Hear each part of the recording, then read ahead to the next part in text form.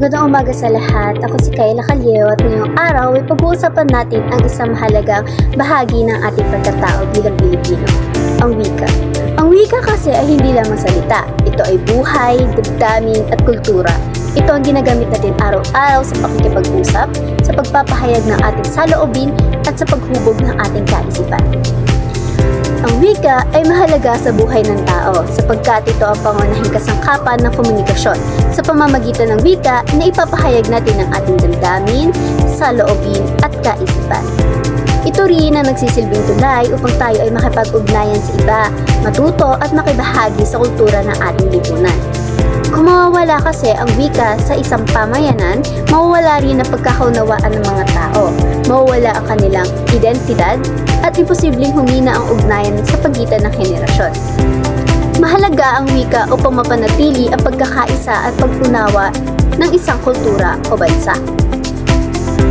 Para sa akin, ang wika ay hindi lamang isang kasangkapan ng komunikasyon, kundi isa ring simbolo ng ating pagkakakilanlan bilang isang lahi. Ito ay para ng pagpapahayag ng ating damdamin, kultura, kasaysayan at pananaw sa buhay. Ang wika ay buhay. Ito ay patuloy na umuunlad at nakikibagay sa pagbabago ng lipunan. Ito rin ay nagsisilbing salamin ng ating pagkatao at ng ating pinanggalingang komunidad. Mahalaga ang pagkakaroon ng isang wikang pambansa upang magkaisa ang buong bansa sa kabila ng pagkakaiba ng ating mga katutubong wika.